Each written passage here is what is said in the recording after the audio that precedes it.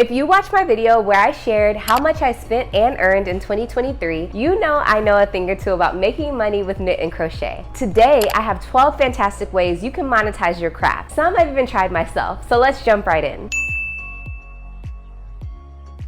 Number 1, selling patterns. Creating and selling your unique knit and crochet patterns can be a lucrative venture. Whether it's on Etsy, Ravelry, or your own website, the possibilities are endless. As y'all know, I got a bit more into design last year. While I definitely still enjoy purchasing patterns from other designers, it's always great to scratch my creativity itch and design my own pattern. As you become a bit more established in your designs, perhaps you can create kits with various companies. I currently have one kit with Lion Brand and another one on the way. This is a great way for customers to have a one-stop shop experience. All you need to do is select your size, color, and any additional notions you may need. The pattern is complimentary. If you've never written a pattern or don't know where to start, make sure you subscribe to my channel because I have an extremely helpful video coming soon. Number 2, affiliate marketing. Have you ever seen one of my completed makes and wanted to use the exact same yarn? I sure hope so. That's why affiliate marketing is my friend. Affiliate marketing is a way to share your favorite products, and when your audience makes a purchase using your link, you earn a small commission. And I do mean small. Either way, it's a win-win. As a courtesy, always let your customers know when a link is an affiliate link.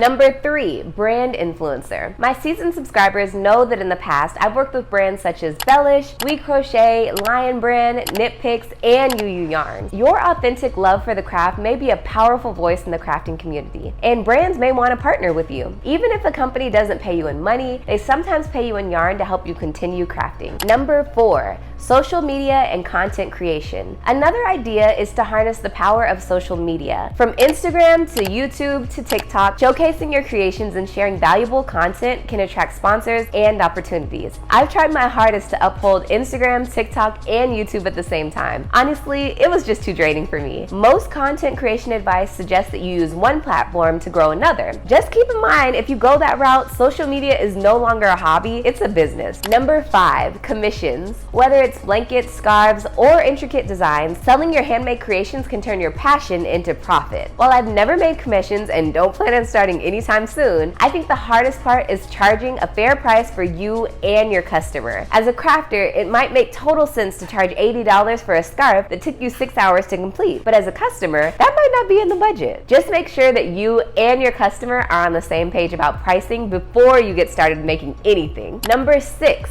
tech editor. A little known occupation is becoming a tech editor for fellow designers. Some designers opt for the pattern testing route for their patterns. Others hire tech editors to look over their patterns. And still, some do both. Your keen eye for detail and understanding of patterns can be invaluable. You can help refine patterns for others and get paid for your expertise. A simple Google search will quickly show you how you can become a tech editor and link up with some of your favorite designers. Number 7, teaching classes. Share your knowledge. It's not just about stitches, it's about empowering others to create beautiful things. As y'all know, I first learned to crochet and knit by taking a class at my local library. I'm forever indebted to my teacher. Once you pick up the craft, check out your local libraries, community centers, churches, yarn stores, honestly anywhere you think a crafter might be willing to learn. Number 8, blogs. If long-form content videos such as what I'm doing right now isn't for you, consider starting a blog about your crafting journey. As your audience grows, you can monetize through ads. Your blog can become a hub for creativity and a source of income. You can even consider releasing free patterns on your blog for longer website visits. Number 9, sample knitting. Why not become a sample knitter for designers and yarn companies alike? Your skills can bring the designs to life, and they pay you for your craftsmanship. Sometimes the completed makes you see on yarn websites aren't completed by the designers, but instead by sample knitters. It's a collaborative way to make money doing what you love. Number 10, selling your yarn stash. As some of you may know, I'm gifted tons of yarn from a variety of companies.